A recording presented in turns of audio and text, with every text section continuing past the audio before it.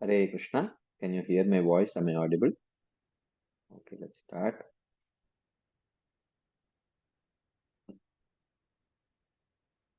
नमो विष्णुपदाय कृष्णप्रेष्ठाय भूतले श्रीमते भक्तिवेदांत स्वामिनिति नामिनि नमस्ते सारस्वती देवे गौरवाणी प्रचारिणे निर्विशेष शून्यवादी पाश्चात्य देशतारिणे जय श्री कृष्ण चैतन्य प्रभु नित्यानंद श्री अद्वैत गदाधर श्रीवासादि गौर भक्तवृंद हरे Krishna Krishna Krishna Hare Hare Hare Ram Ram Hare Hare. Hare Krishna. So thank you all very much for joining today's session. We have been discussing from the 10th chapter of Bhagavad Gita. The chapter is titled as Vibhuti Yoga, or the opulence of the absolute.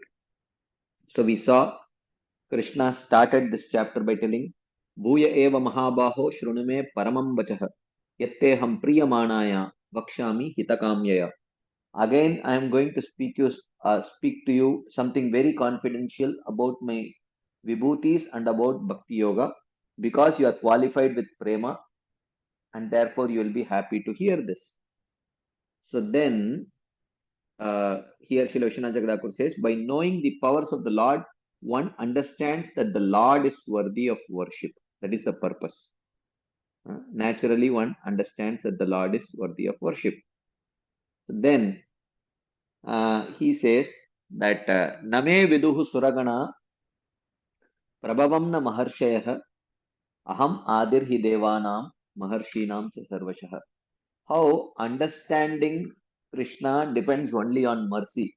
In order to establish this point, he says that neither the great sages nor the devatas actually know about my birth, because they all appeared from me.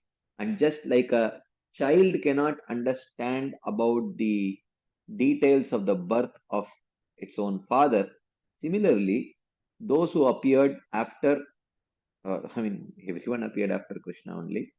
So they cannot know about Krishna unless Krishna chooses to reveal it to them. Yomam ajam anadim cha vettiloka maheshwaram asammodaha samartyeshu sarvapapaihi pramuchyate. A devotee is one who understands very clearly the Bheda and Abheda.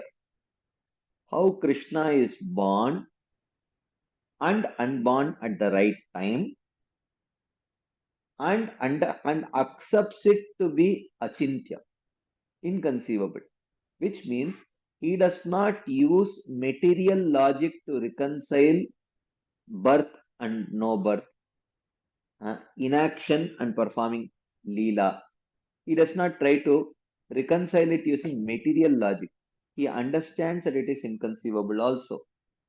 Like how we saw, for example, birth.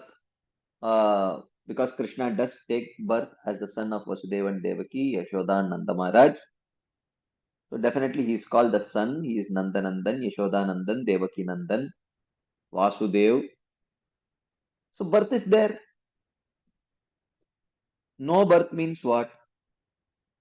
No birth means that all that entails material birth, that which we see in this world. Since birth means material body, birth means material karma, birth means helplessness,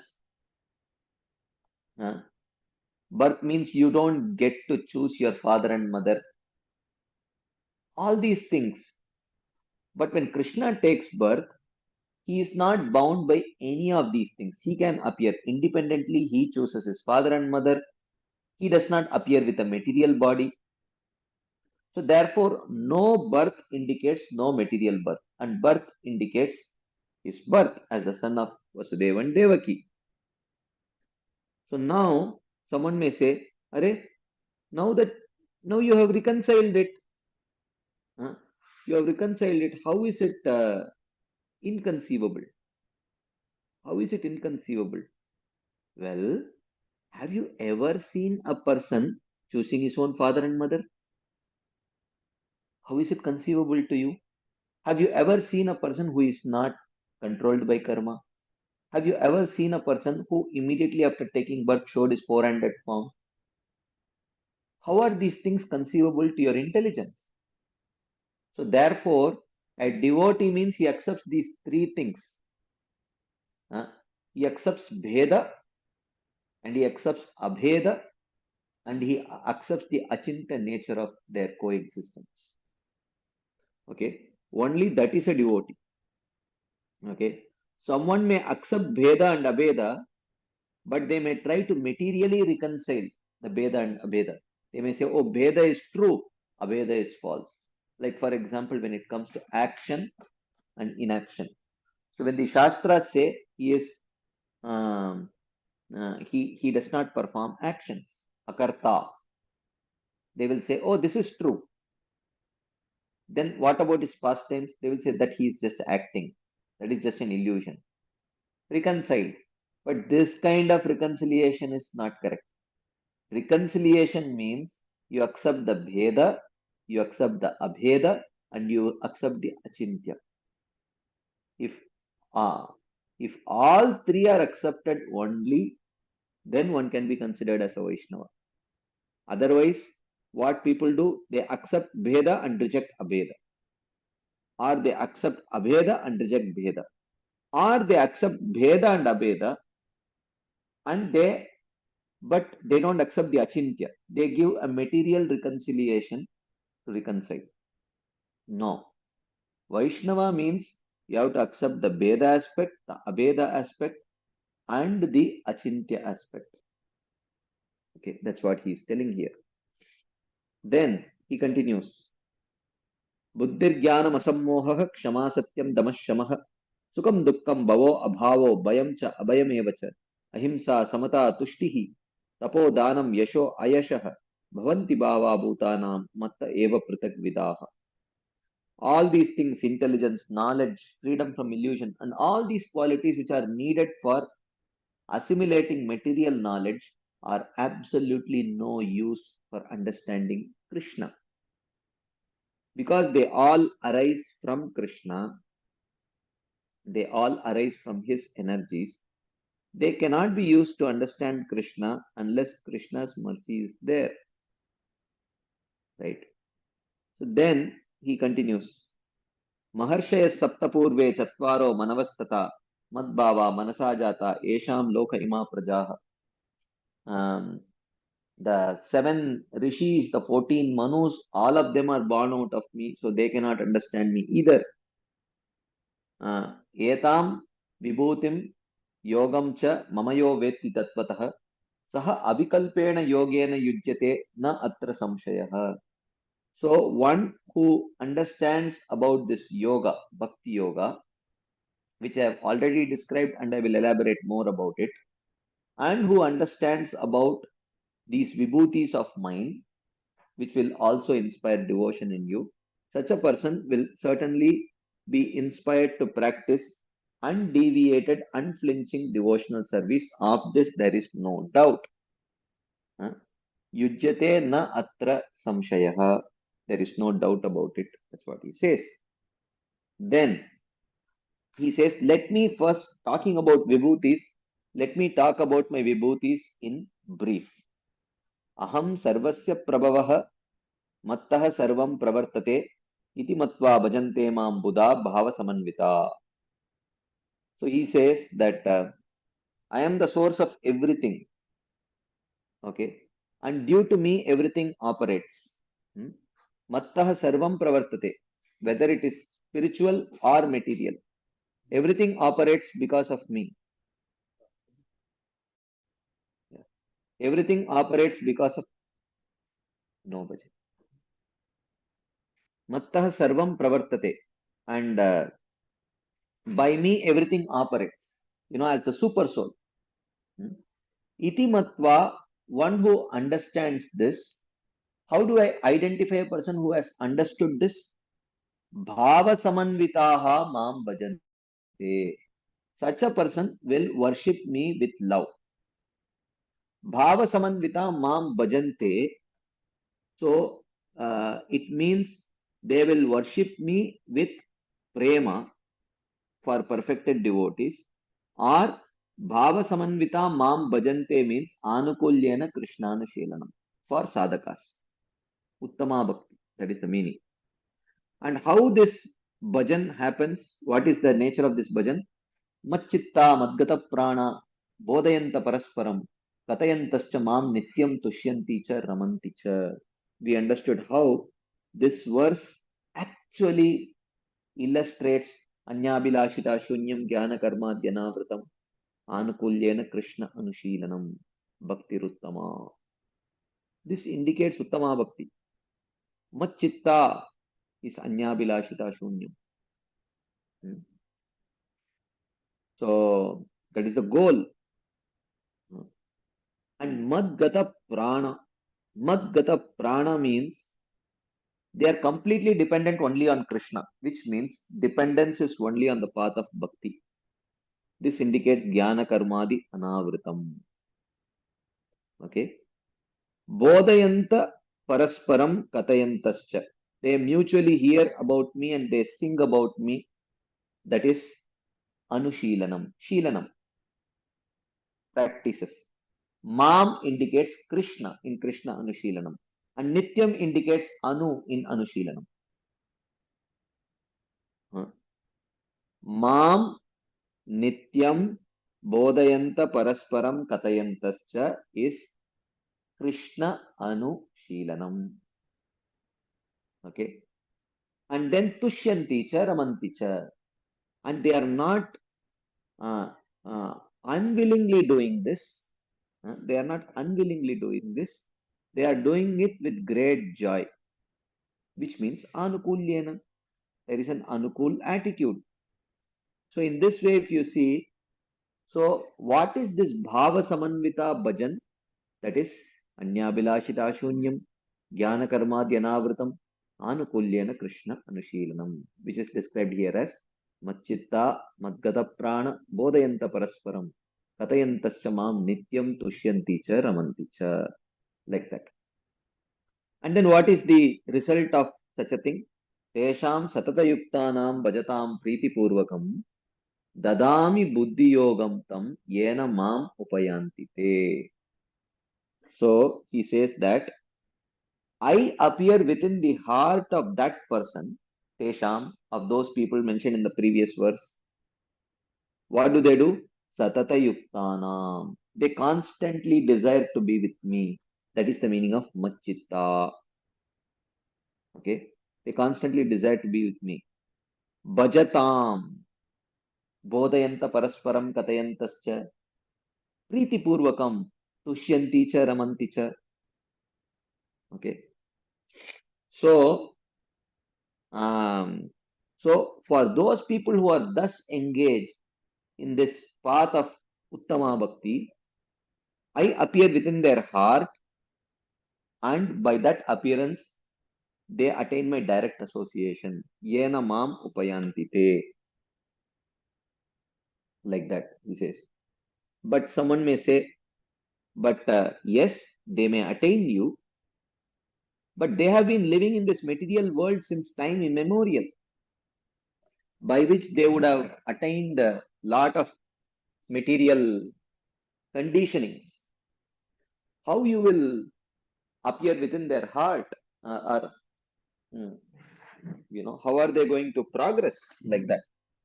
So Krishna says, Tesham eva anukampartam aham agyanajam tamah nashayami atma bhavasto jnana deepena bhaswata. He says, as I mentioned in the previous chapter, I am very affectionately disposed towards them. I have a deep desire to show favor to them. Tesham eva anukampartam. To show favor to them, I personally situated within their heart, nashayami, I extinguish agyanajam tamaha, the darkness born out of ignorance. How? Bhaswata Jnana Deepena, by the shining lamplight of knowledge. And how did that knowledge come? Vasudeve Bhagavati Bhakti Yoga Prayojitaha Janayatyashu Vairagyam Jnanam Chayada Haitukam. By the practice of bhakti, they develop the requisite knowledge by which the ignorance within their heart is destroyed.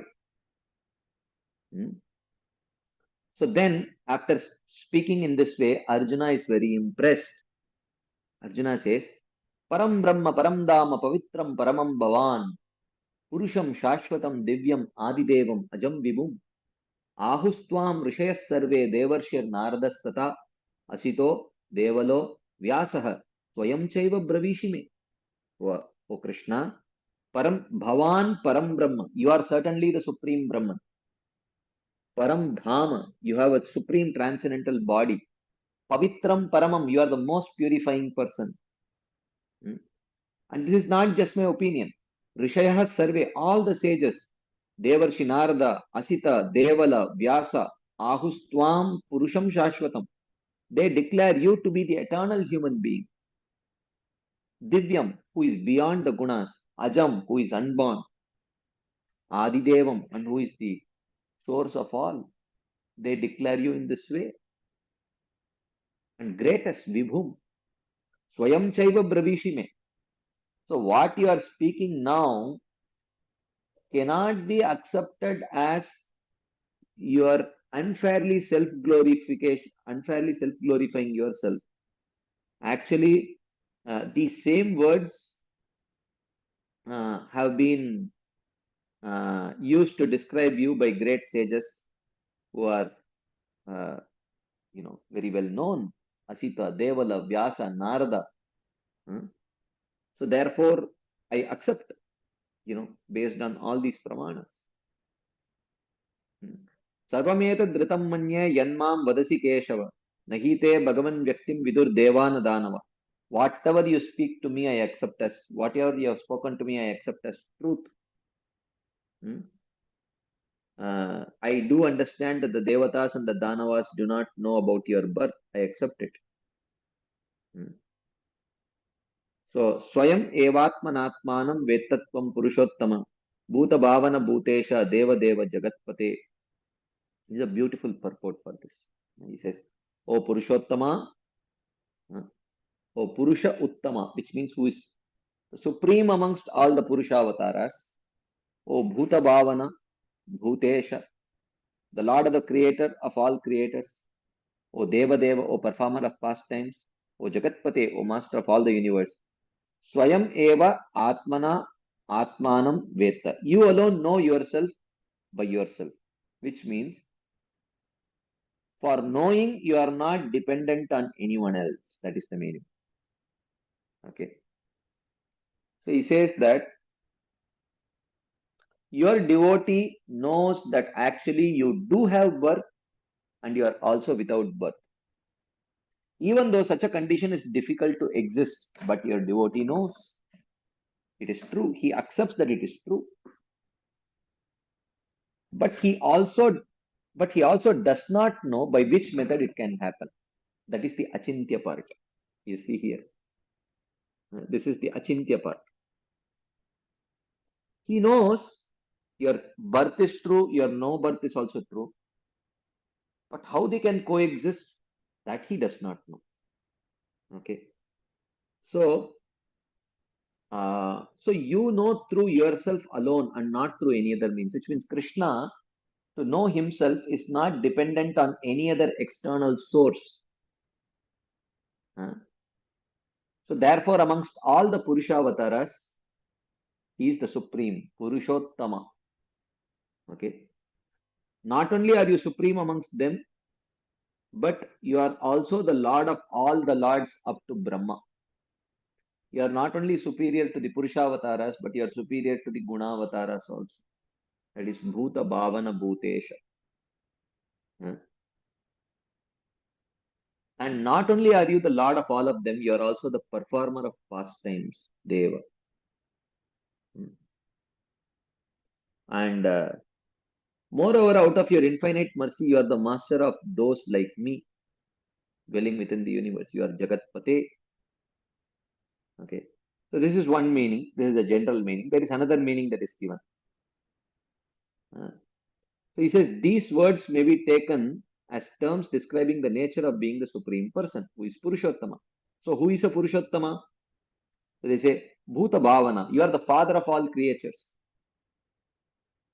But someone may say, yes, but the son does not always respect the father. Some sons don't respect their father. Therefore, he says, Bhutesha. Eh? Someone may be a namesake father, but he may not have the control. But you are not like that. You are Bhuta Isha. You are also the controller of all creatures. So you command that respect. But sometimes someone may say, even though someone may command, someone may kind of force respect, but still they may not worthy of worship. They may not be worthy of worship.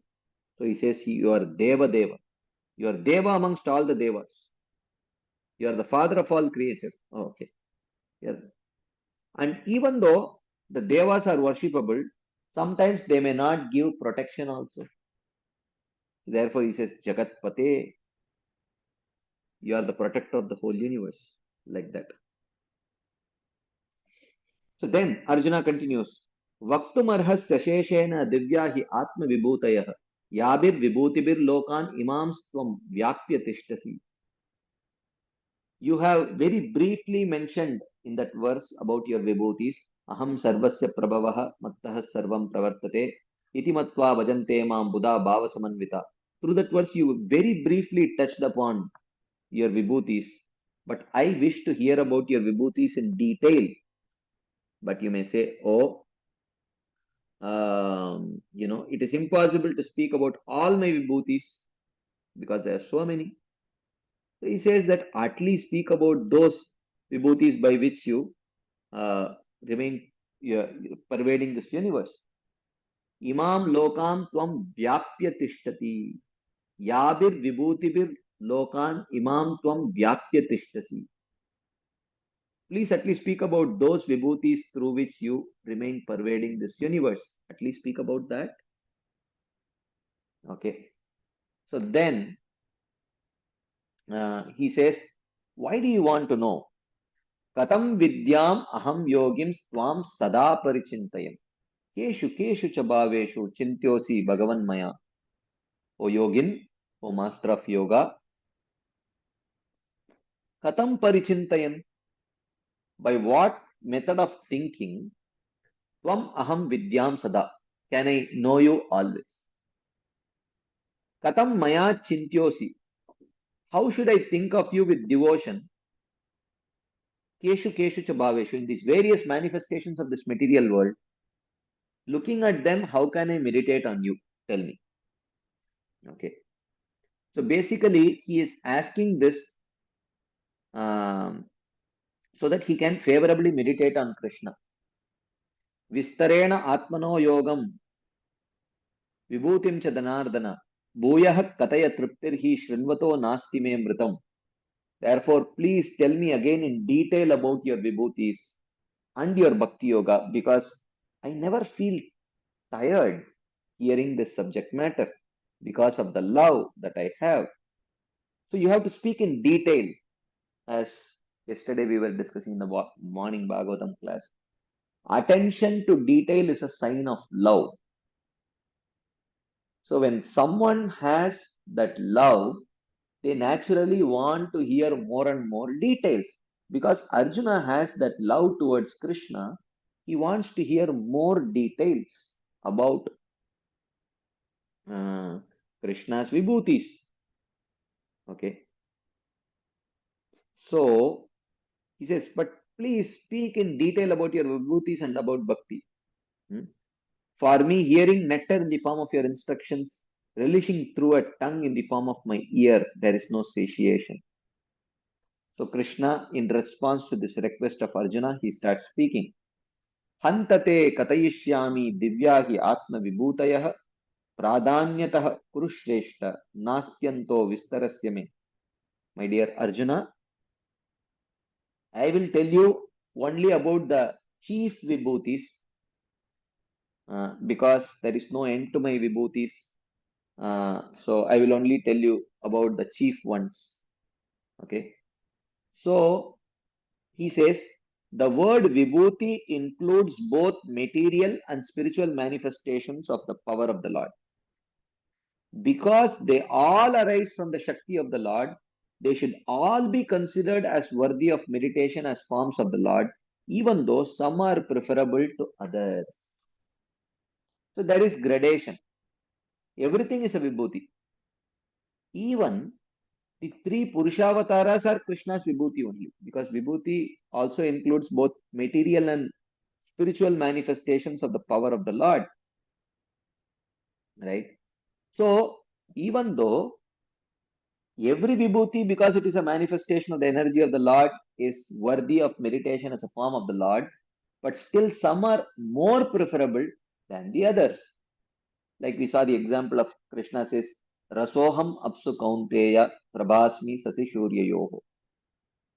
Pranavah sarva vedeshu shabdakye paurusham rushu.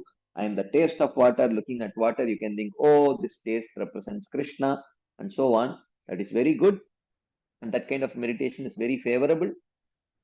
But having said that, meditating on the deity form of the Lord is even more favorable, preferable, because it more completely represents Krishna. Every vibhuti represents Krishna, but those vibhutis which more completely represents Krishna are more worshipable. The Chit Shakti manifestations of Krishna, which are also called as vibhutis, they are more worshipable.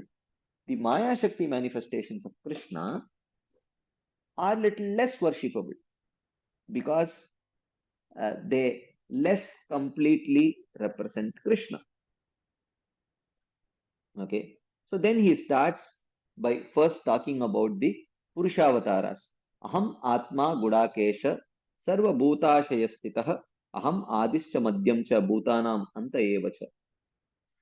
So I am the soul of Prakriti, that is Karanodakasai Vishnu, and I am also situated as the spirit in each universe as Garbhodakasai Vishnu, and I am also situated as the super soul in every living entity as Kshirodakasai Vishnu. So I am only all of that, means they are my spiritual vibhutis. I alone am creation, maintenance, and destruction of all creatures. Adityanam aham Vishnur Jyotisham Raviramshuman. Marichir Marutamasmi Nakshatranam aham Shashi.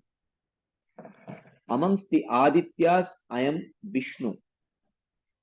So we saw that actually every single manifestation in this material world or the spiritual world is the Lord's vibhuti.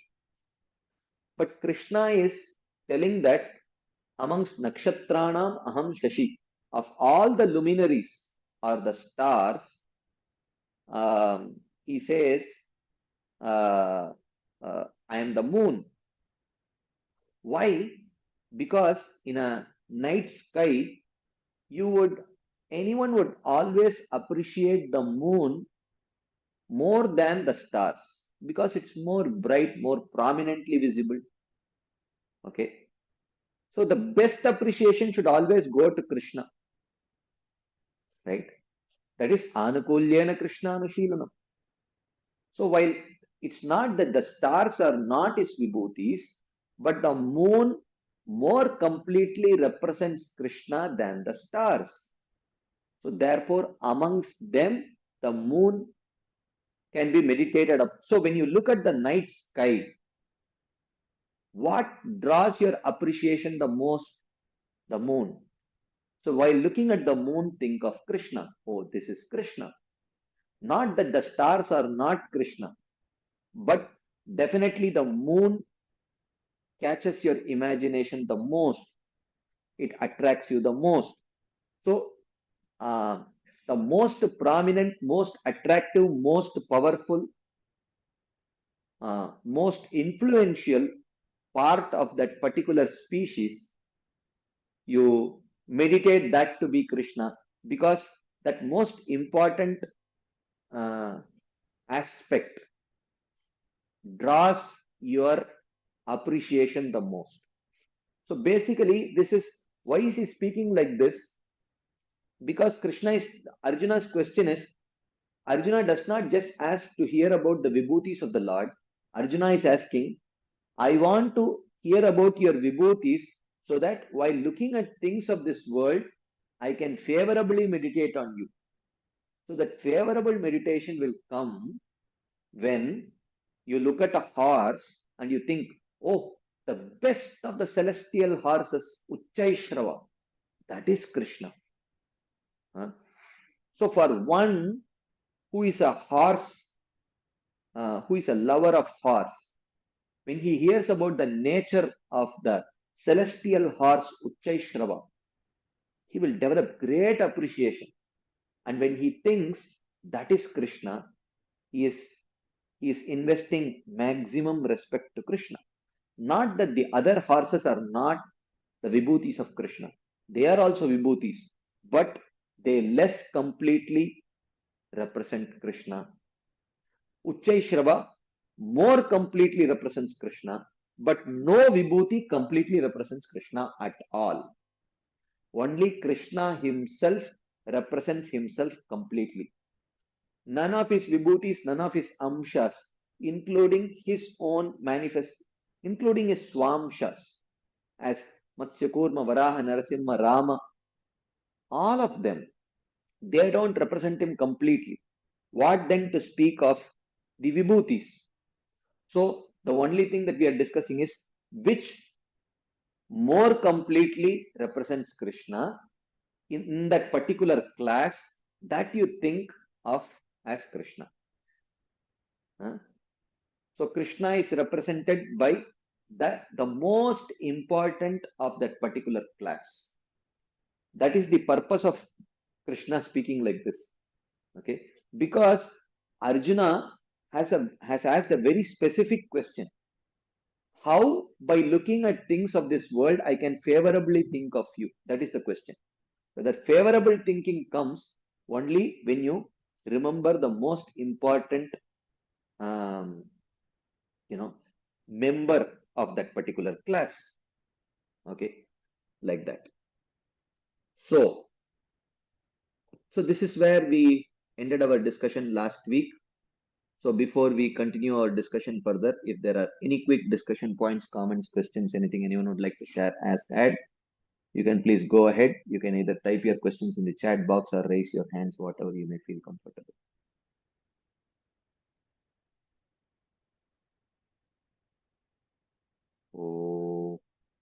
Okay, Mother Gail.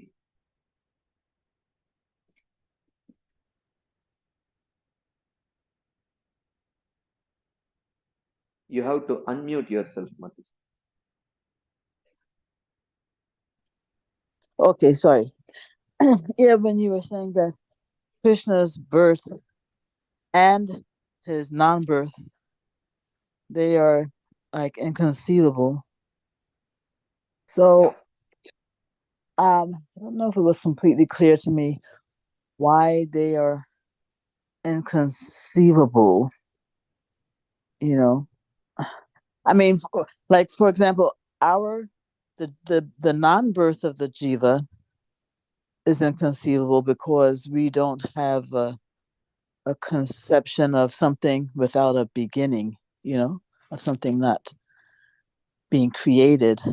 And so, in that respect, the birth of the jiva seems to be just as inconceivable as the birth of Krishna. True. But not just as inconceivable, it is more inconceivable. Yeah, why more inconceivable? Because how many times have you seen a jiva taken birth with a spiritual body? See, how do things become conceivable? If you have repeatedly seen something, then in a particular way, then the next time, if you are able to, you will be very easily able to guess, okay, this will happen like this. Like every time you have seen in a mango tree, mango comes. 1,000 times you have seen. So when it becomes inconceivable, when you see a jackfruit coming out of a mango tree, you will say, this is inconceivable to me. Why? Because right from the beginning, you have always seen mangoes coming out of mango trees. So the very first time you see jackfruit growing out of a mango tree, it immediately becomes inconceivable, right? Yeah. So The same thing, you have always seen the jivas taking birth with material bodies. So when you hear Mm. Krishna takes birth with a spiritual body, that would naturally be inconceivable because we have never seen it. Mm-hmm. And none of the jivas you ever see them choose their father and mother. Krishna chooses. That is inconceivable. Mm-hmm. Every jiva is helplessly taking birth. Krishna is not helpless. He is appearing out of his own volition. We have never seen this before. Inconceivable. Krishna showed his four-handed form. Which jiva shows his four-handed form immediately after taking birth? Inconceivable. But Mm-hmm. as devotees, we accept that this is a fact. This is not fiction. Okay. So the Bheda. So these are the Vedas, differences, which because of which the Shastras say Krishna is unborn. Why? Unborn means his birth does not have the same characteristics of birth of an ordinary jiva. Mm-hmm. Therefore, he is unborn. Because you may say birth means helplessness, birth means um, karma, birth means no choice, birth means material body. None of these things are applicable for Krishna. Then how can you call it birth? So therefore the Shastras say unborn. So then the same Shastras say, oh, he takes birth as the son of Yashoda and Nanda Maharaj. He takes birth as the son of Devaki and Vasudeva. That also the Shastras say. So the devotees accept both. Does he take birth? Yes. Is he unborn? Yes. Is it conceivable? No. So it is inconceivable. It is because it is beyond their observation. Is beyond their Mm-hmm. observation. Therefore, they accept the Achintya, Bheda, and Abheda. All three. They don't reject it.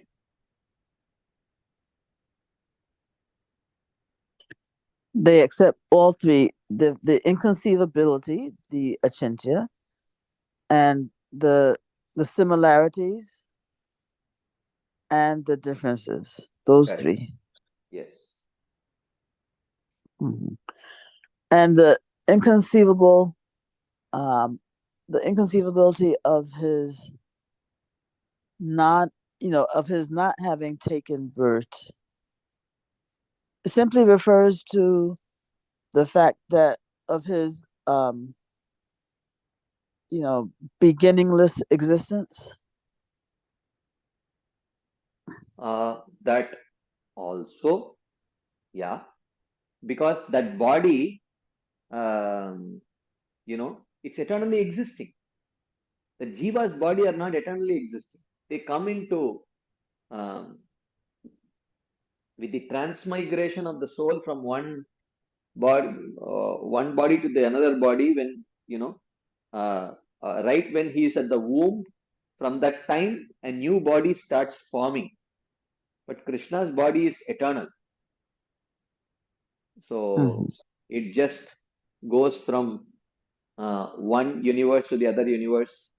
Wherever that child pastime gets over, then that body manifests here in the other universe where he's going to take birth as a child, like that.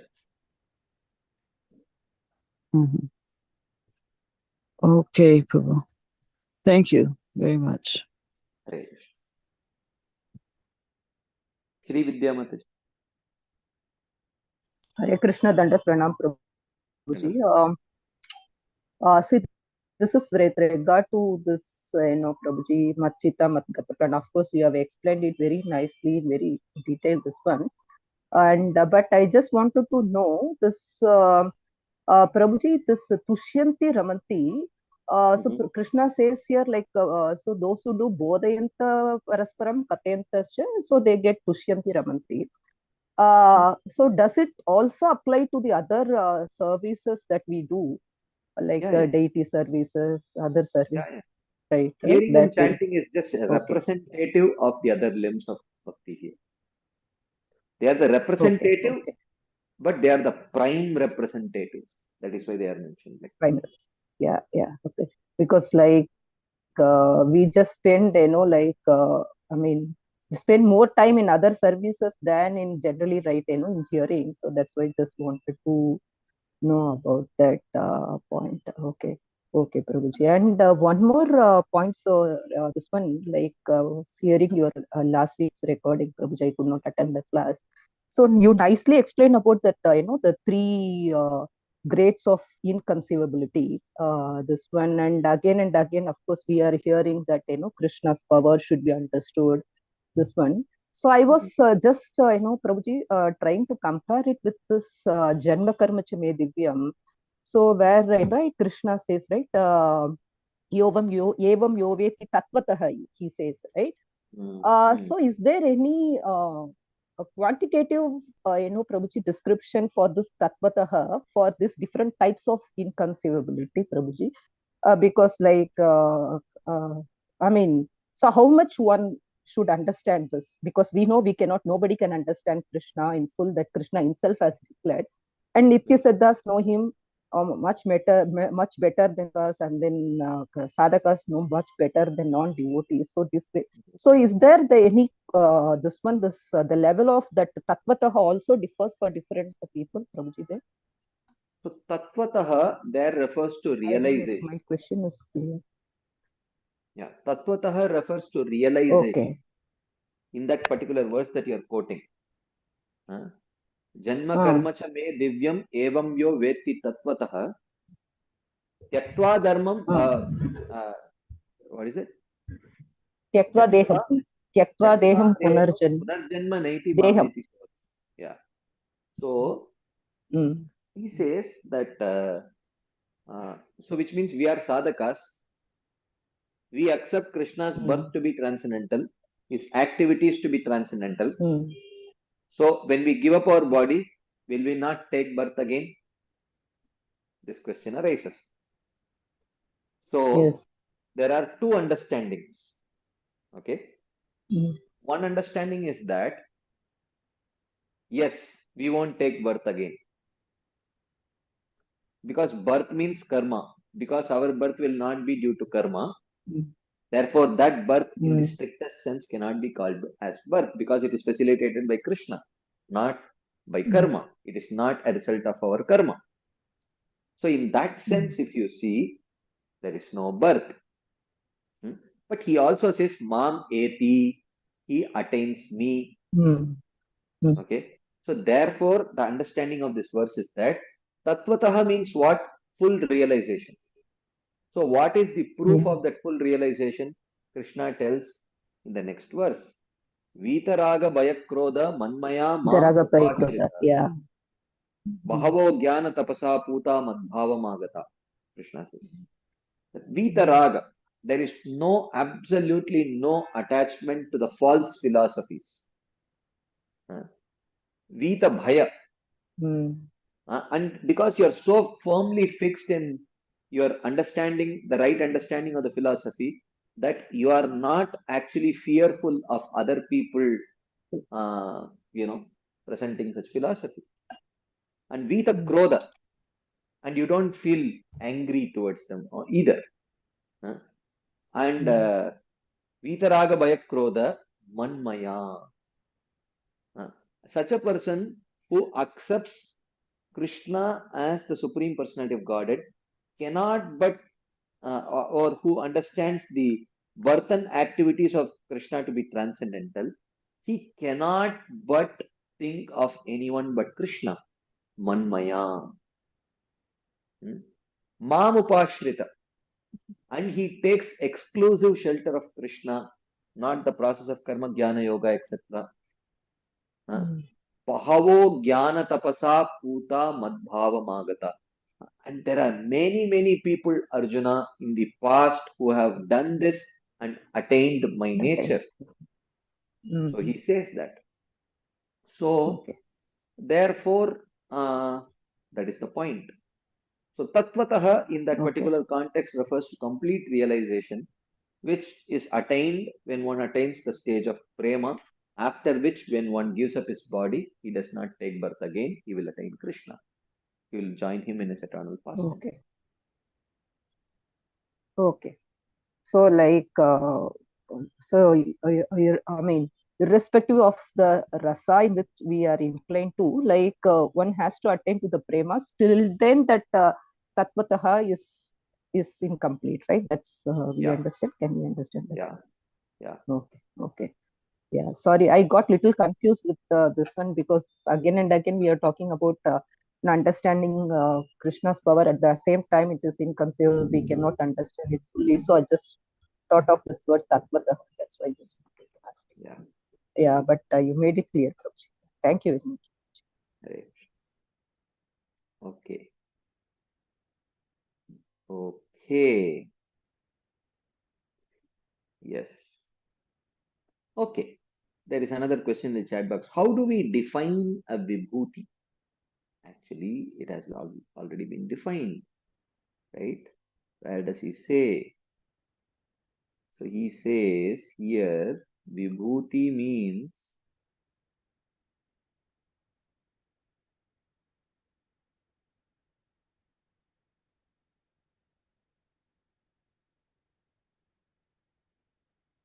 oh, where was it? Vibhuti. Of course. Anyways, vibhuti means there are multiple meanings of it. One meaning of vibhuti is a material manifestation of power, or it can also be spiritual vibhutis. A manifestation of Krishna's power is called as vibhuti. Like that. Okay. So, if there are no further discussion points, comments, or questions, let us continue our discussion. So, Krishna is describing about his vibhutis. So, he continues. Vedanam sama vedosmi devanam asmi vasavah indriyanam manaschasmi bhutanam asmi chetana. Vedanam sama vedosmi. Amongst the Vedas I am the Sama. Devanam asmi vasavah. And amongst the Devatas I am Indra. Indriyanam manaschasmi. And amongst the senses I am the mind. Bhutanam asmi chetana. In all living entities I am the power of awareness. Chetana, consciousness. Awareness. Okay. Amongst the Vedas, Sama is considered to be the topmost. So therefore, you know, he is the, of course, he is all the Vedas also, but Sama especially because being the topmost Veda, it commands that respect. Amongst the Devatas, he is Indra because he is the Lord of all the Devatas. Amongst the senses, I am the mind because mind controls all the senses. Mind is more powerful than the senses. And amongst living creatures, I am the power of awareness because the essence of Jiva is awareness. Okay. The power of awareness is the essence of all the Jivas. So he says that amongst the Devatas, I am Indra. I am Jnana Shakti, Chetana, related to all beings. And here the uses of genitive is relational. Rudranam Shankaraschasmi Vittesho Yaksharakshasam Vasunam Pavakaschasmi Meru Shikarinamaham. Rudranam Shankaraschasmi. Amongst the Rudras I am Shankara because he is the chief amongst the Rudra. Vittesho Yaksharakshasam. Amongst the Yakshas and Rakshasas I am Kuvera. Vitta means wealth, Isha means the controller. Vittesha, the controller of all the celestial wealth, is actually Kuvera. Vasunam Pavakaschasmi.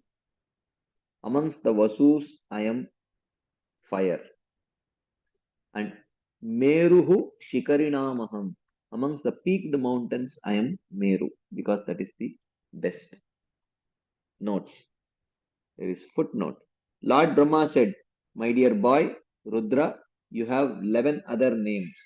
Manyu, Manu, Mahinasa, Mahan, Shiva, Ritadvaja, Ugraveta, Bhava, Kala, Vamadeva, and Dridaprata. Okay, so this is about Rudranam Shankaraschasmi. And Kuvera is a Yaksha. Therefore, he is called as Yaksharaj also. And Ashtavasus are Apa, Dhruva, Soma, Dharma, Anila, Pavaka, Pratyushan, Prabhasa. And amongst them, Pavaka is the most prominent. And Krishna says, amongst the Vasus, I am Pavaka. Like that. Okay. Purodasam cha mukyam mam vidhi partha brahaspatim senani namaham skandaha sarasamasmi sagaraha. So, he says, Purodasam cha mukyam mam vidhi. Amongst the head trees, I am the chief one, who is Brihaspati. And amongst the leaders of armies, I am Kartikeya. And amongst the reservoirs of water, I am the ocean, because it is the biggest, most awe-inspiring water body is the ocean. So when you look at a water body, think of me as the ocean, which is the most awe-inspiring water body. Like that. So Skanda means Kartikeya. Skanda is one of the popular demigods, especially in South India. He is worshipped. Many Skanda temples. The form Senaninam is poetic license. Okay, anyways. Maharshinam Bruguraham Giramasmyekam Aksharam Yajnanam Japa Yajñosmi Stavaranam Himalayah. Amongst the great sages, I am Bhrigu. Okay. Amongst the words, I am Om. Giramasmi Ekam Aksharam. Okay. So Om is one Akshara only.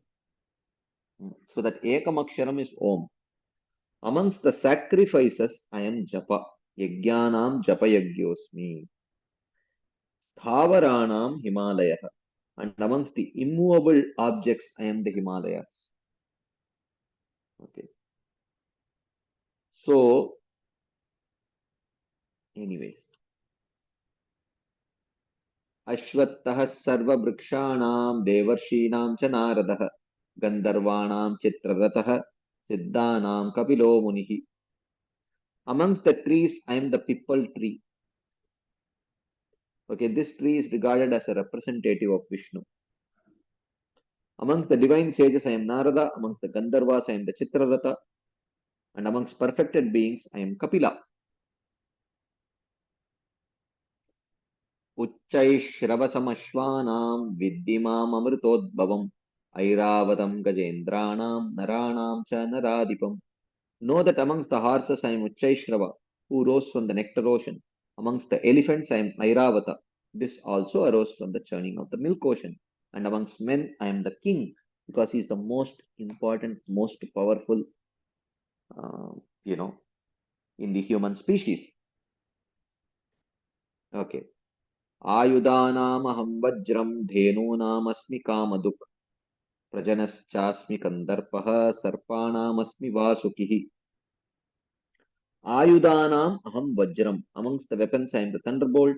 Amongst the cows I am the kamadenu. Amongst types of lust I am that for producing offspring, because it is the most auspicious form of lust, that which is utilized for producing offspring. Sarpanam asmi Vasukihi, and amongst the snakes I am Vasuki. So among the cows I am Kamadenu. This cow was born from the churning of the milk ocean. She gives unlimited milk. Amongst the types of lust, I am lust for the purpose of producing offspring. Prajanaha. Anantaschasmi naganam varuno yadasamaham. Pitrunam aryamachasmi yamas samyamatamaham. Amongst the Nagas are many-headed serpents. Sarpas are regular snakes with only one head. Nagas are multi-headed snakes. Anyone here who has seen multi-headed snakes? Anyone has seen multi-headed snakes? I think they are there. Maybe I think somewhere in a video or something I saw someone spotted a two-headed snake. But I don't know. Multi-headed snakes, I don't know if anyone has seen. So in video, okay, yeah, someone else has also seen in a video. Yeah. Personally, I have seen many snakes, but never multi-headed snakes. Never. Anyways, amongst the Nagas, I am Ananta, he says. Ananta is also multi-headed. Hmm?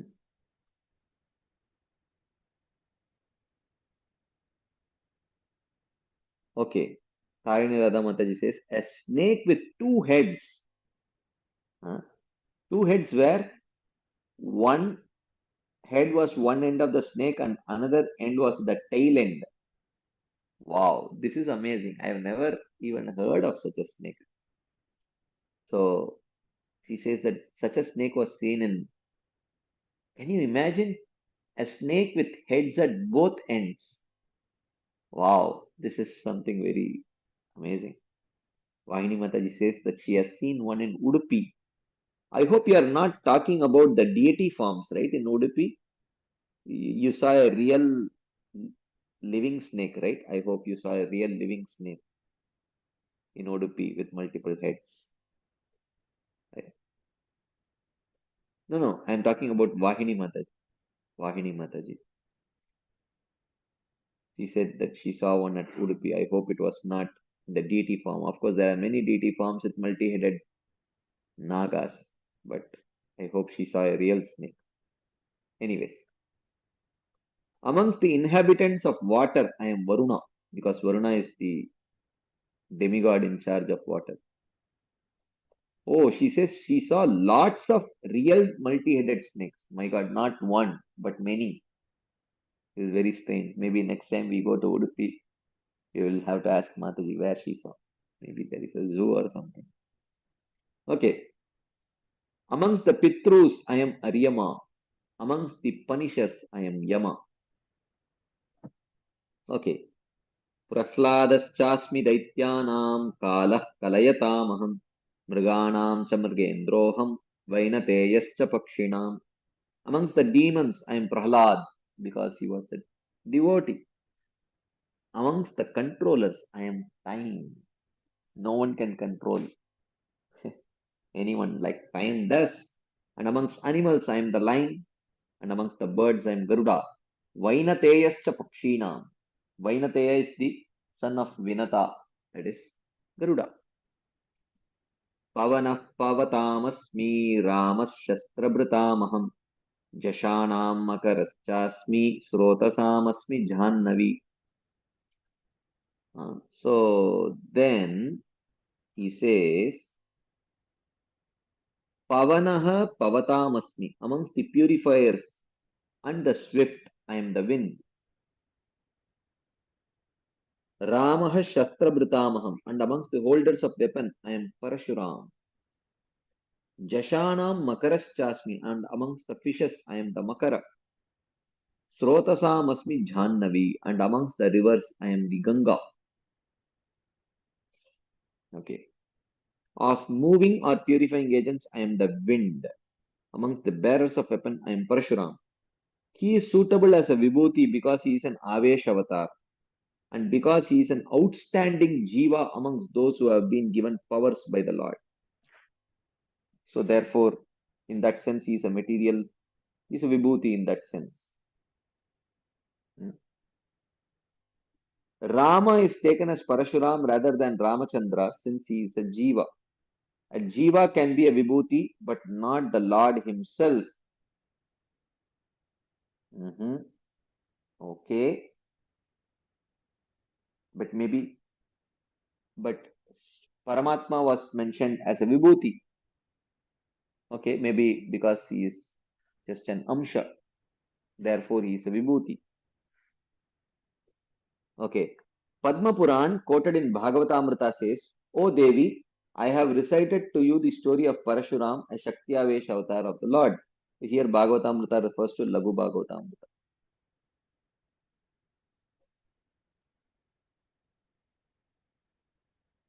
Also, it says he took birth as an empowered Jiva.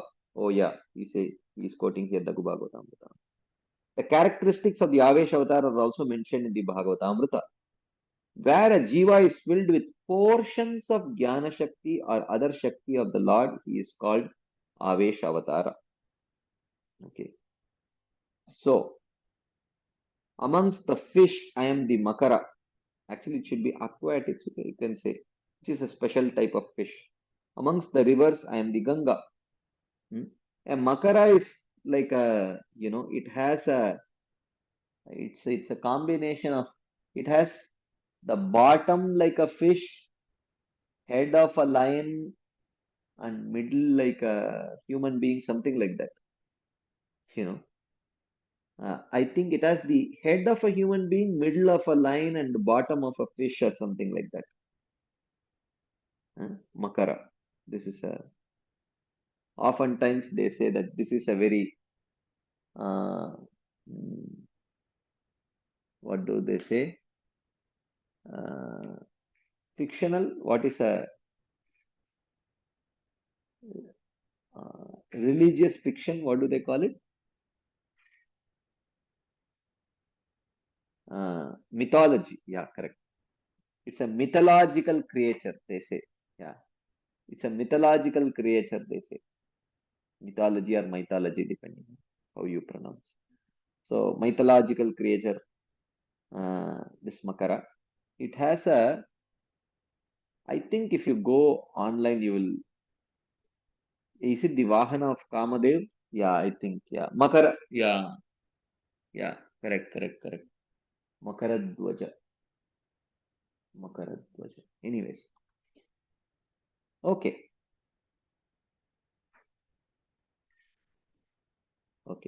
He says, Sarganamadirantascha madhyam chaivaham arjuna adhyatma vidya vidyanam vada pravadatamaham. I am the creation, destruction and maintenance of all the elements. Sarganam adir antascha madhyam cha eva aham arjuna. I am the creation, destruction and maintenance of all the elements. Adhyatma vidya vidyanam. Amongst the types of knowledge, I am the knowledge of the soul. Vadaha pravadatamaham. Amongst the type of debate, I am Vada. There is Vada, then there is Vitanda, and then there is Jalpa. Is that? Let me see if it might be mentioned here. Yeah, Jalpa, Vitanda, Vada. Three things. This morning also, Rukmini Mataji was mentioning in the Bhagavatam class at Chopati. Jalpa, Vada, and Vitanda. Okay. So Vada means you present to and to understand. You present with an open mood to understand whether you are correct or wrong. Jalpa is you want to prove yourself right. Somehow, whatever may be the other person telling, you want to show how your point is right. With that purpose, if one speaks, that is Jalpa. Vitanda is you want to prove the other person wrong. Whatever he says, you want to prove that he is wrong. So amongst these three types of conversations or debates, Vada, which is performed with an open heart to understand what is right, rather than proving oneself right or proving the other person wrong, that is the best type of debate, he says. And I am that debate because of the three, that is the best. So therefore, Krishna says, I am that debate. So he says, I am the creation and the destruction of ether and other elements and the maintenance of them as well. one should meditate upon creation, maintenance, and destruction as my vibhutis. That's what it means. This means that I, the Supreme Lord, I am the creator, maintainer, and destroyer. Amongst the type of knowledge, I am the knowledge of the self. Amongst the types of argumentation in order to establish one's own idea and defeat others' idea, such as Jalpa and Vitanda, I am Vada, which attempts to discern the actual truth with the goal of coming to a conclusion. So, therefore, this is very important. And this is especially important in Shastric studies. This is especially important in Shastric studies. Okay. Because when we want to understand something properly, then we should have reasonable discussions in trying to understand what is the right understanding. Always at every stage of our Shastric studies, we should be open to be proved wrong. We should be open to be proved wrong. That mentality is very healthy for any kind of studies, not just Shastric studies. Okay. That is why otherwise what happens is that if we get attached to our predisposed understandings, then it becomes a problem.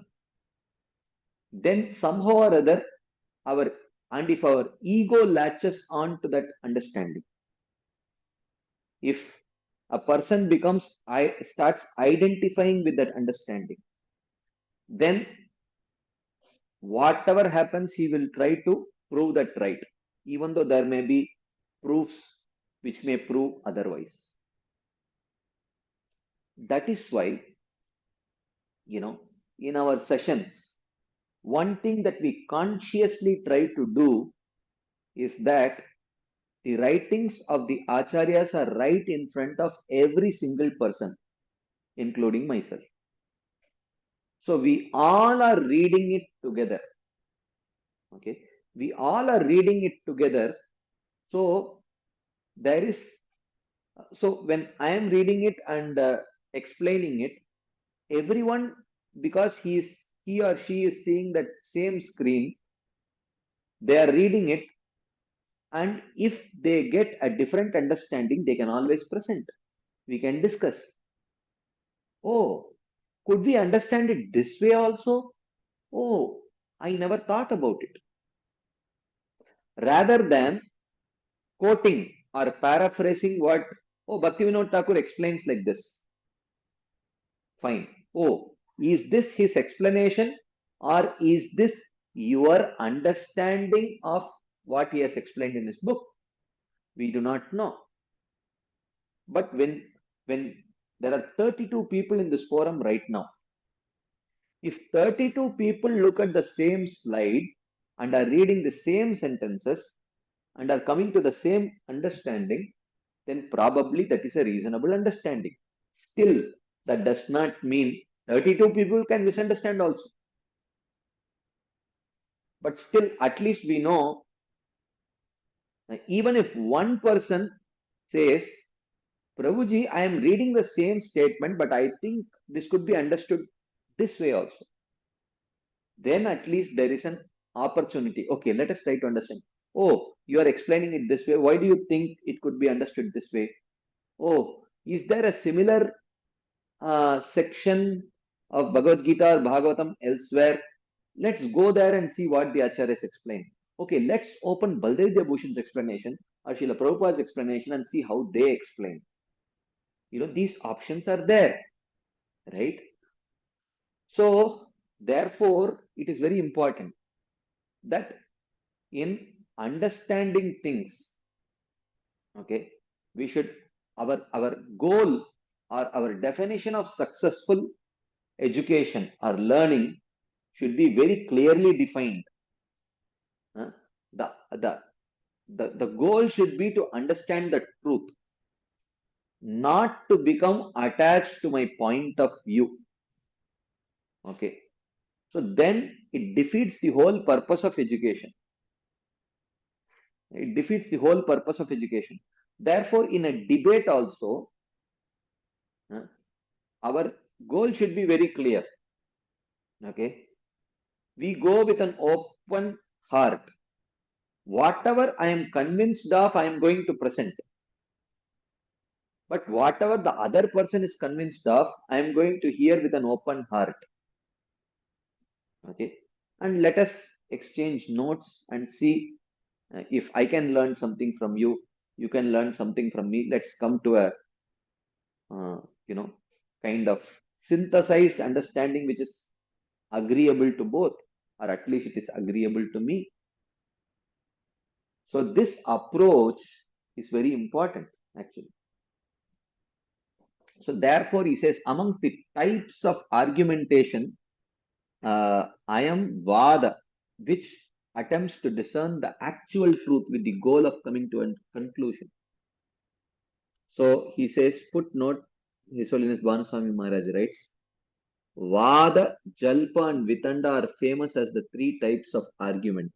When both parties desire to win by establishing their own opinion with proofs and arguments and refuting the opponent's view with circumvention, chala, false generalization, jati, and syllogistic fault, nigrahasthana. It is called as jalpa. When one party refutes the opponent's view by the above means, without establishing his own opinion, it is called as vitanda. So what is your point? I don't have any other point. My only point is to defeat you. Okay. That is vitanda. Okay. These two types of debate with a desire to win simply display skill in debating and they bear no result. That discussion having a desire for truth is called as vada. Like that. Then he continues. Aksharanamakarosmi dvandvah samasikasya cha aham evakshayakalo dataham vishvato mukah. Amongst the letter, I am a, the first amongst all the letters. Amongst the compounds, I am the dvandva.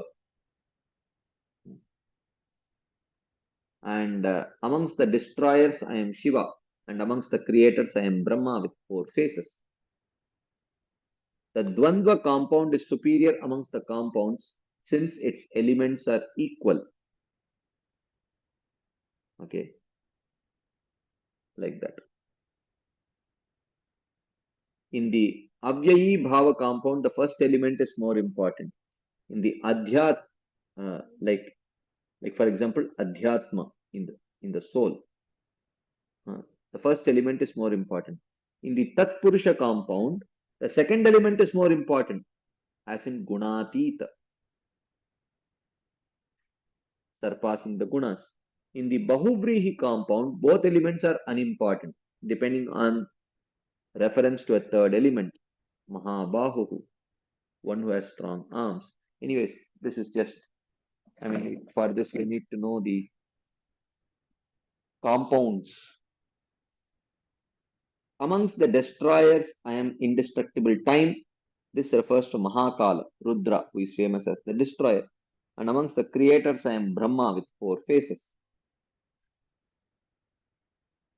Okay, let's see. 1, 2, 3, 4, 5, 6, 7, 8, 9. Okay. I think 9 more verses are remaining. Okay, we will take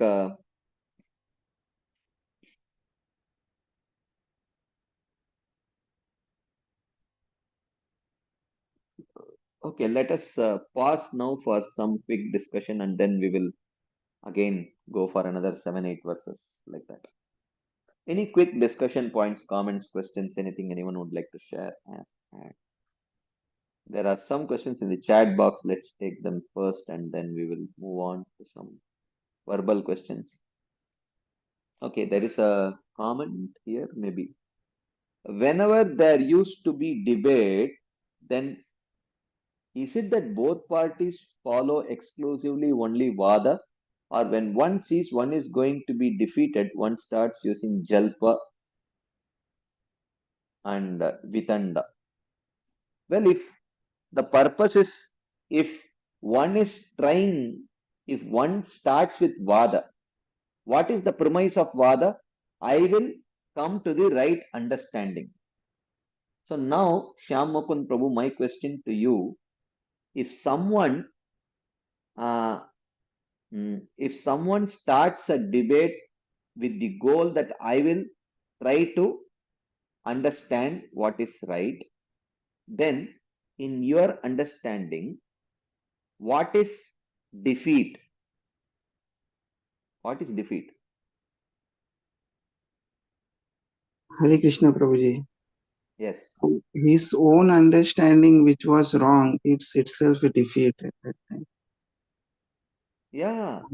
Actually, so in a debate means what? Let's not call it debate, because debate itself in the English language has taken up a very negative connotation. A debate is generally done to not understand but to prove oneself right or to prove the other person wrong.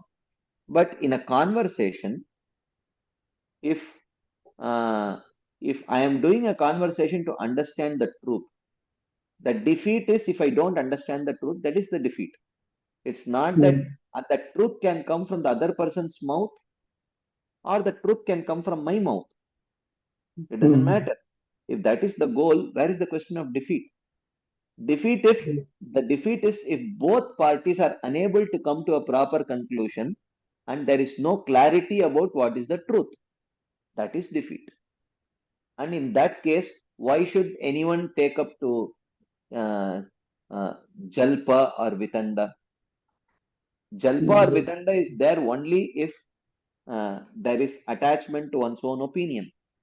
But here, if someone starts out with trying to understand what is the truth, there is no question of Jalpa or Vitanda there. Yes, Prabhu. Yes. Thank you. Okay, there is another question. Why is wind considered more purifying than fire? Good question, but I don't have an answer for this. Anyone knows why is wind considered more purifying than fire or water for that matter? I don't know. Okay, Shivakumar Prabhu.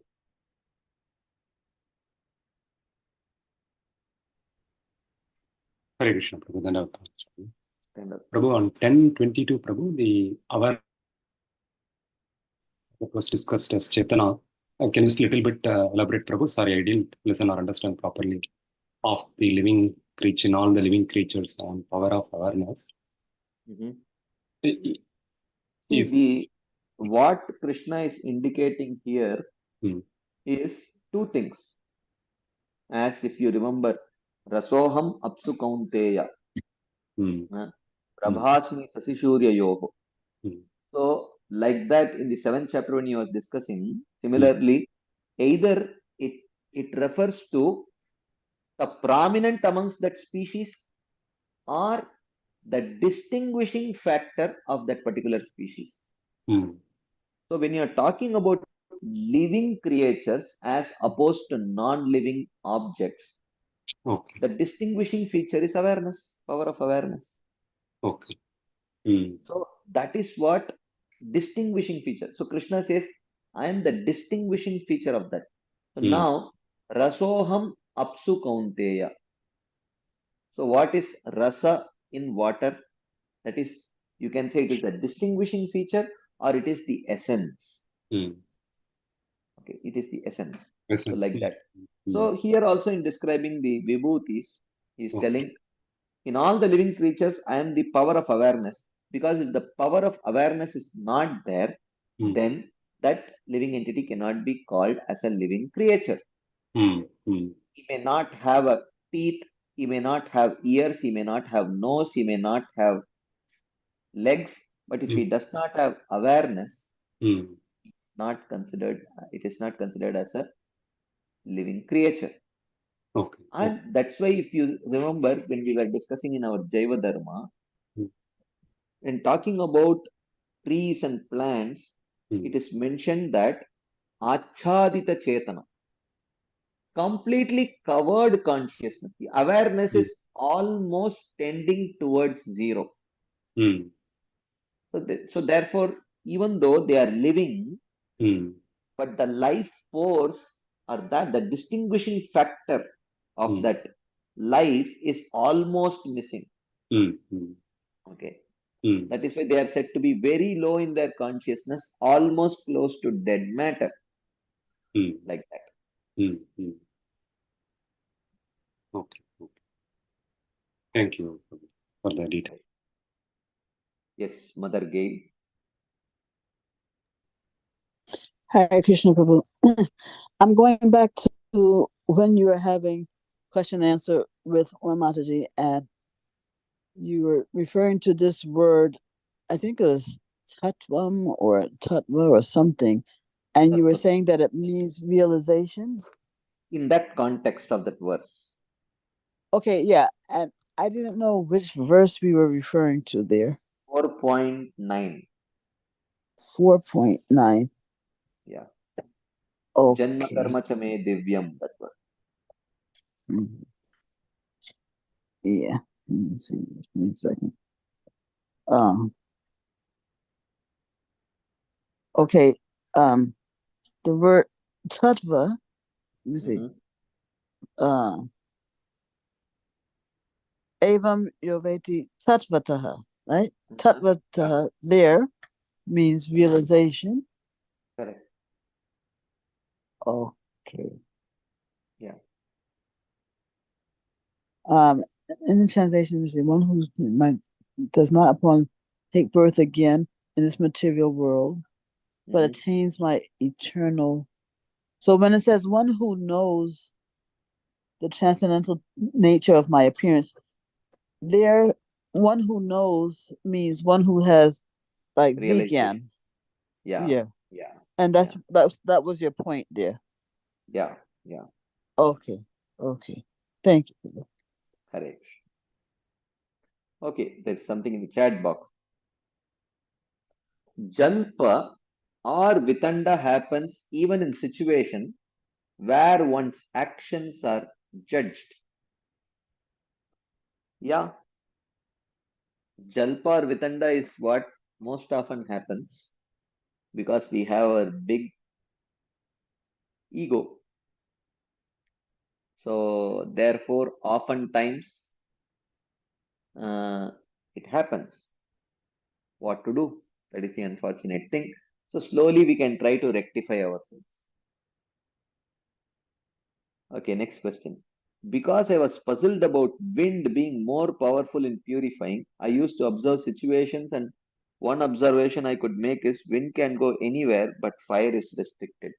Is that why? Maybe that could be a reason. I don't know.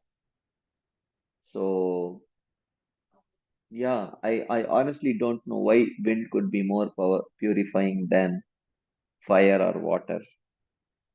I have no idea. Maybe we could ask His Holiness Banswami Maharaj. Maybe he could throw some light on it, but I don't know. Shri Vidya Mataji. Hare Krishna Prabhuji. Sorry if I'm asking a very inappropriate question, but since the thought came to my mind, I thought I'll just clarify it.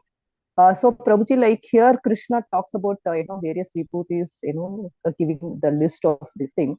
So like, but I mean, some specific vibhutis, like when he says Devanam, Asmi Vasavaha, or Maharshinam, Briguraham.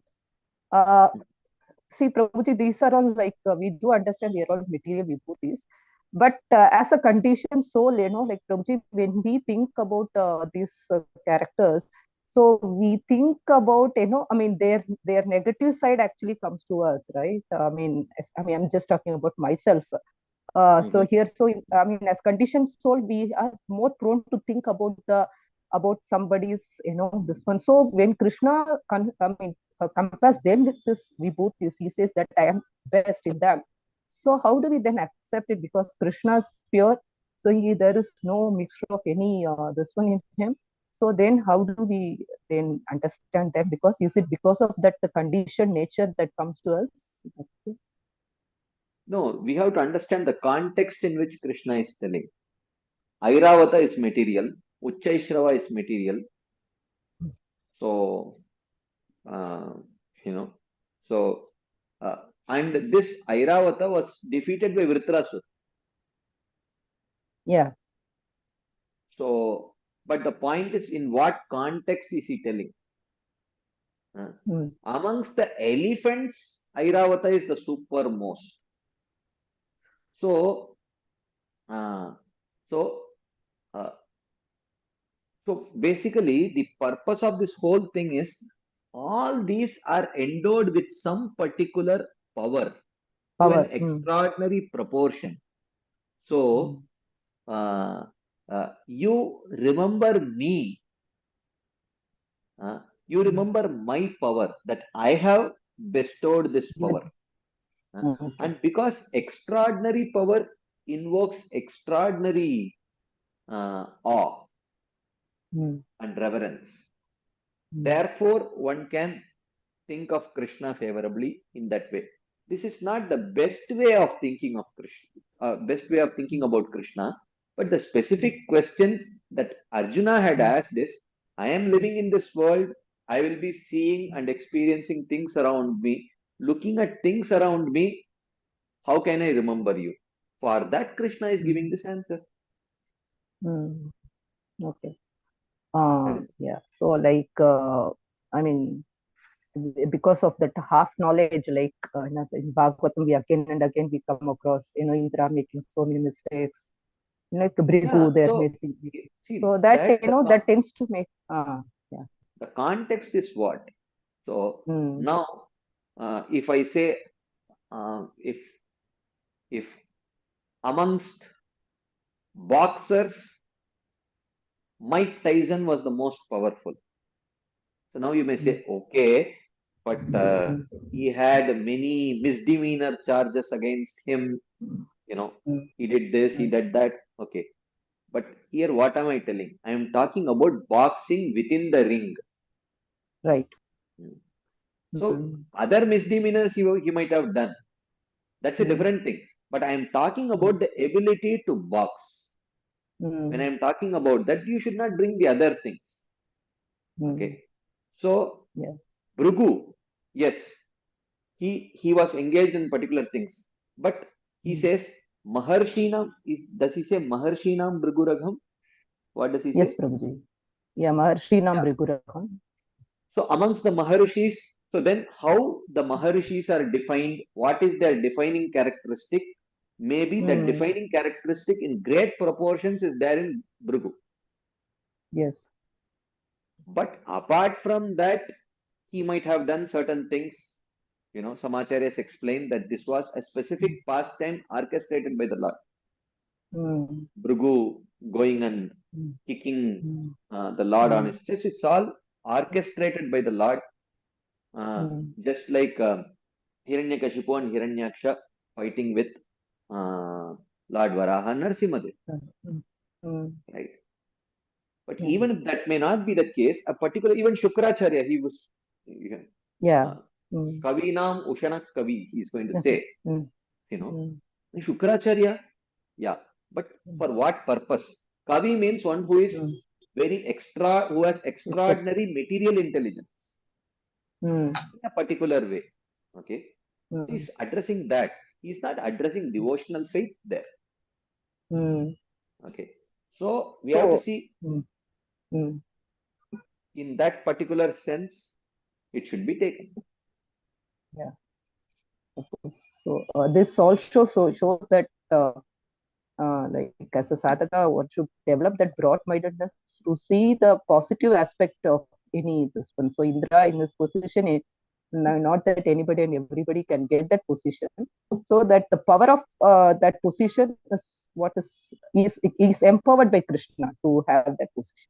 So that's what we Yeah, actually see. yeah, So that there, particular power. Yeah, yeah, correct. that, okay, That great. power shown Yeah. by Indra is given by Krishna. Krishna. That's That, what we see. yeah, okay. Yeah, thank you, Prabhuji, making it very clear. Thank you. Correct. Okay, there are something in the chat box, certain things. Just remembered Srila Prabhupada's first meeting with Srila Bhaktisiddhanta Thakur. There, Srila Prabhupada, when he got defeated with the understanding of urgency of preaching over getting independence, Srila Prabhupada became very happy and accepted Srila Bhakti Siddhanta Saraswati Thakur as his spiritual master. This is amazing point. Okay. So Prabhupada was happy to be defeated. Prabhupada did say that. I was very happy to be defeated. Because, he went there with, he understood that he was right. And when he got the right knowledge, he was happy. He was not willing to prove his own point. Of controllers, next question. Of controllers, I am time. Can you please share some insight of the context? Some example. Actually, there are many things which may be under our control. But time is never under our control, whereas time controls us. We cannot do anything about it. So if you wish to postpone, if an event which has already happened, if you want to undo it, you cannot do. Time can never be undone. So time controls also because time is the carrier of one's karma. And we are completely controlled by our karma. Therefore, time is the greatest of controllers.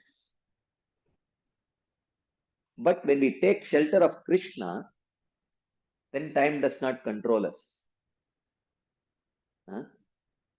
That's why Ayur Harati Vaipumsam Udyan Astam Chayan Asau Tasya Riteya Kshanonita Uttama Shloka Vartaya.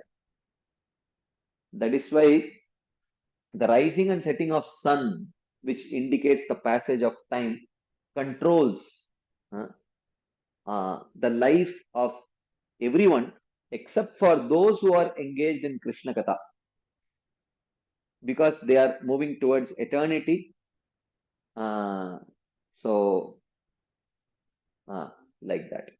So time is the controller because every living entity is controlled by time, and time carries the karma of all living entities. That is one way in which we could understand how time is the control. Like that. So, or as Prabhupada says, as sure as time. Prabhupada often quotes this. As sure as time, which means, it will definitely come. After 10:5, 10:6 will come. You cannot stop it. You may have the ability to control many things. You cannot control time. You may control your breath. You may control so many things, but not time. Rather, time will control us. Anyways, okay. We still have about 25 minutes. Maybe we will cover a few more verses and then see if there is any further discussion points. So, Krishna continues. Mrityuh sarvaharaschaham udbhavascha bhavisyatam kirti shrirvakcha narinam smritir meda dhritikshama. Amongst deaths, I am that which takes away all memory. Okay, let's see if there is any explanation for this. Among all types of deaths which are happening at every moment, okay, I am that death which takes away all memory. It is said, Mrityur Atyanta Vismritihi. Death is extreme forgetfulness. So, like even now, they say every 6 years or so, all the cells of your body change because the old cells die and new cells are formed. So there is death. Even death of the gross body is happening even while we are in this very lifetime only, death of our gross body is happening at every moment. That is a kind of death. But amongst all that death, the final blow, after which you don't remember the previous body only at all. I am that death. Mrityu sarvaharaschaham. Amongst the mrityus, I am that sarvahara mrityu. That which takes away all memory of the previous life completely. Okay. So even though there is very clear memory or at least vague memory of what happened 6 years back, even though probably all of our cells have changed by then. Okay. There is some kind of death which has happened. But in our previous body, what happened, we have absolutely no idea. No remembrance. That's what he says. Okay. Then, Udbhavaha cha bhavishyatam. And amongst all transformations of the body which will take place, I am the first one, which is birth. So there are 6 transformations of the body, right? Amongst the transformations which will take place for the living entities in the future, I am birth, the first transformation. He would. Okay. So there is birth, there is growth, then there is creation of offsprings,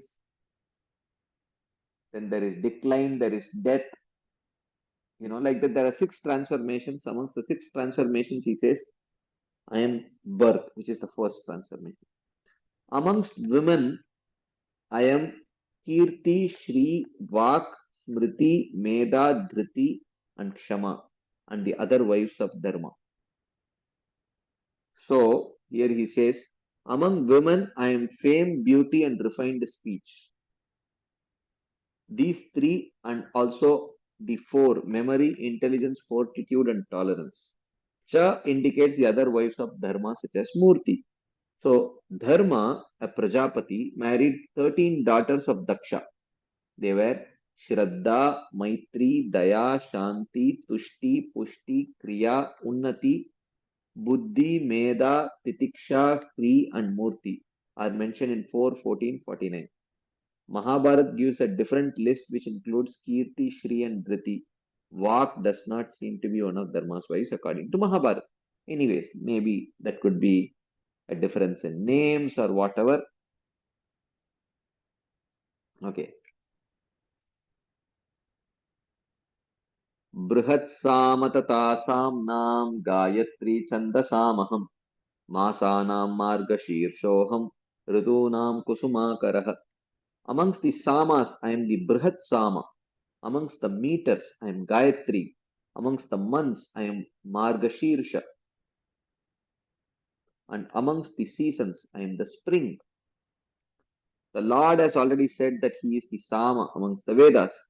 Here he says, amongst the verses to be sung, which is Sama, Brihat Sama in the verse which begins Tvam Riddhim Havamahe. These are the Brihat Sama is the best. Amongst the meters, I am Gayatri. And among seasons, I am spring, which is filled with flowers.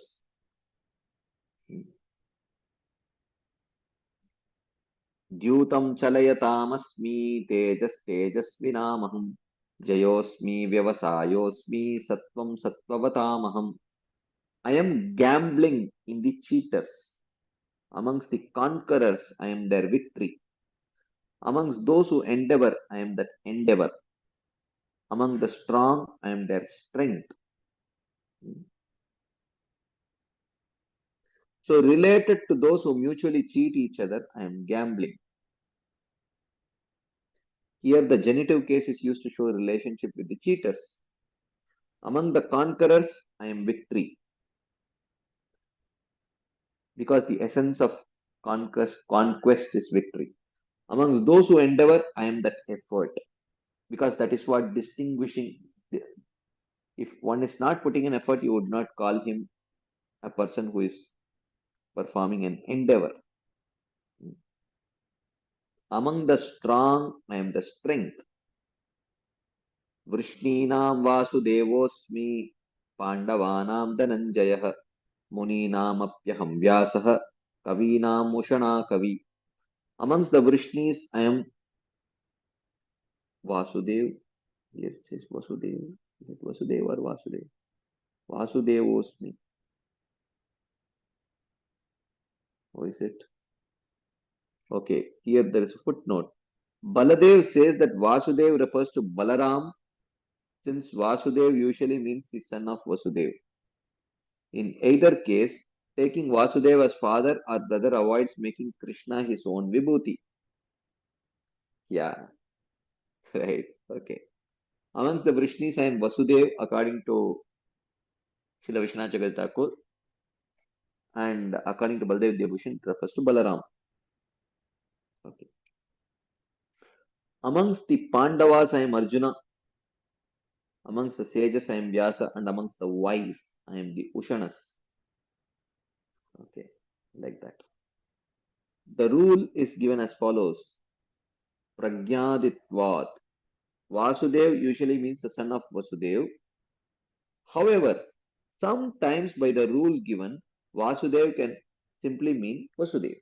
So by this rule, sometimes the long A can have the same meaning as short A.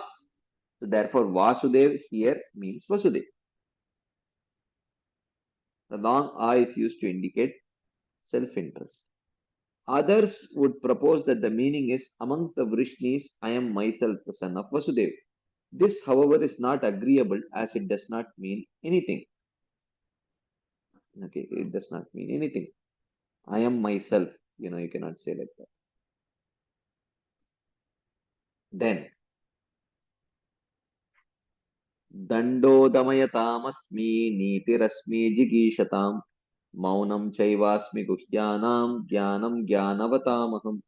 I am punishment among those who punish.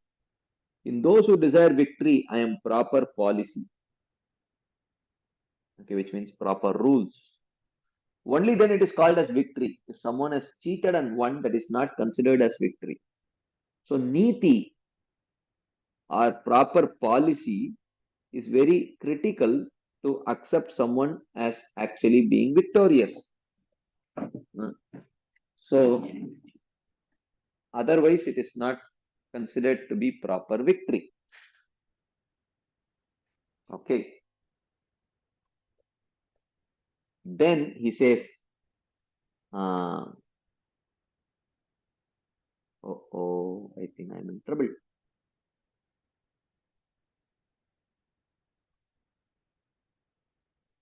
Every time this happens, I don't know, I will have to fix it.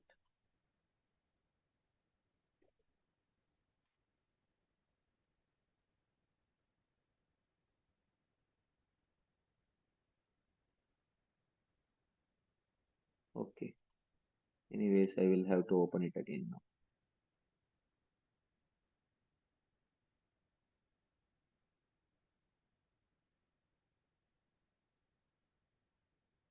Okay, where we? I marked everything is gone. But okay, no problem. We have not written much notes here. Okay, here. We are here.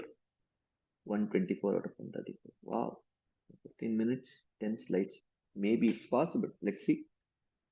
Dandodamayatam-asmi nitir asmi jigishatam maunam chaivasmi guhyanam jnanam jnanavatamaham. I am punishment among those who punish. In those who desire victory, I am proper policy. In secrets, I am silent. Okay. The best way to maintain a secret is to remain silent. I am knowledge in those who have knowledge. The essence by which one can call someone as knowledgeable is only if someone has that knowledge. I am sorry, I forgot to share the screen. I am sharing it now. But if I am not sharing the screen, I am myself looking at the screen. Even if you send message in the chat box, I will not be seeing it. Okay, there is no point. So that way, the best thing to do is someone can give me a call and remind me. But that also would not have worked now because I've put my phone on flight mode. Generally, sometimes I may not. Many times I don't put my phone on flight mode. Okay. Amongst those who punish, I am punishment. Here the genitive is used to indicate relationship. Then, yacchapi sarvabhutanam bijam tadaham arjuna na tadasti vina yatsyat maya bhutam characharam. Yacchapi sarvabhutanam bijam tadaham arjuna. O Arjuna, I am the seed which causes all living entities to manifest. Okay. Na characharam bhutam asti maya vina. No moving or non-moving entities can exist without me. Now he is summarizing it. He is summarizing this whole section on vibhuti here like this. I am the seed. I am the seed of all beings, the cause of their sprouting. Because without me, moving and non-moving creatures would not exist. This means that they would be false things. So I am the seed of everything. So then he says, Nantosti mama divyanam vibhutinam parantapa yeshatu uddeshata prokto vibhuter vistaro maya na antah asti mama divyanam vibhutinam na antah asmi asti. There is no end to my wonderful vibhutis. Mama divyanam vibhutinam. O parantapa, O afflictor of enemies, yeshatu uddeshata proktah. I have only briefly declared. Vibhuter vistaro maya. The expanse of my vibhutis I have only briefly declared. So now the Lord summarizes the subject. There is no end to my vibhutis. Briefly only, in name only, I have spoken of the multitude of my vibhutis. Like that. Then he says, Yad yad vibhuti matsatvam Shrimad urjitam evava tattadevavagachatvam mama tejomsha sambhavam. Yad yad vibhutimat satvam Shrimad urjitam evava. Whatever object in past, present, or future displays majesty, excellence, or strength. So, this summarizes what is the purpose of all the vibhutis.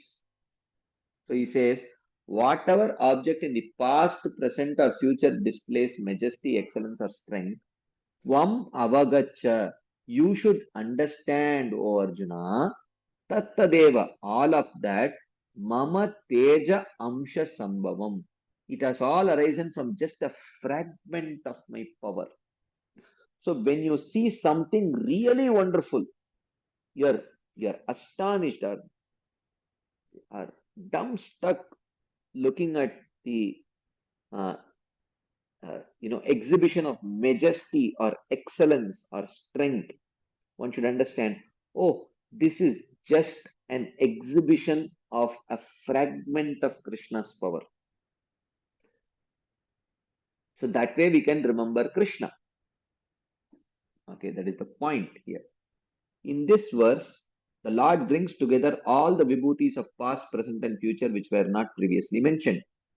Whatever object has majesty, vibhutimat, excellence, shrimat, or extraordinary strength or power, urjitam, know that it comes from a portion of my power.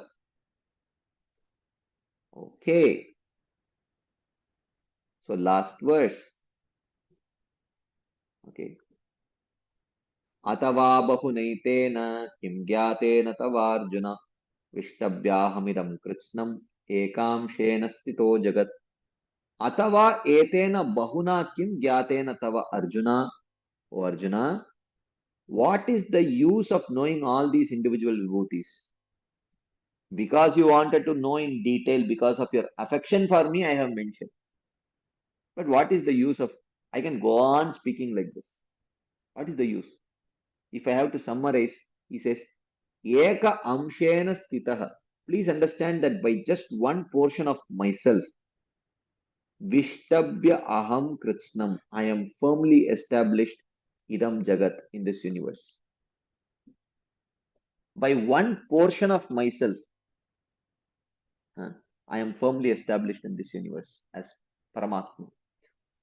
Know the results that come from these many separate pieces of knowledge.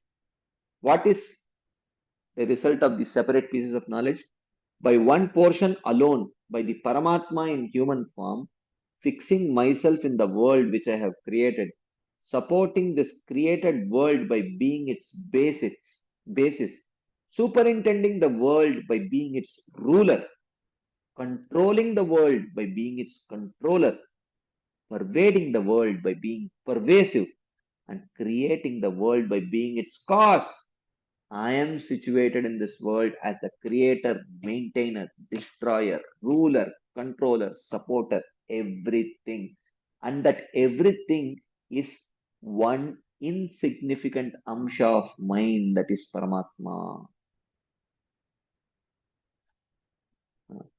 Everything in this universe is Krishna alone, and he is thus worthy of service. By intelligence given by that realization, one should taste his sweetness. So, which means one should not directly jump into the sweet pastimes of Krishna unless our intelligence is very firmly rooted in the realization that everything in this universe is Krishna alone, which means it is all his vibhutis. Sarvam kalu idam Brahma. Nehananasti kinchana. This is the understanding. Everything is Krishna because everything is a manifestation of Krishna's energy. It is a vibhuti of Krishna. That is the understanding. So this has been explained in this chapter. Here ends the commentaries on the 10th chapter of the Gita for the pleasure of the devotees' minds by the mercy of the Acharyas. Wow! I think we broke all possible records of this Bhagavad Gita session by, I think, covering maximum number of verses. Uh, very quickly today we have broken all records. Anyways, any quick discussion points, comments, questions before we wind up today's session?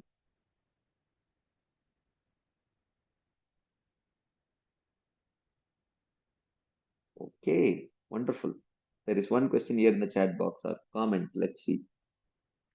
Here in material world, Krishna uses only his fragmental energy.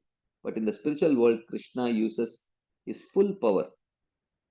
Well, full power, I don't know what you would mean by full power.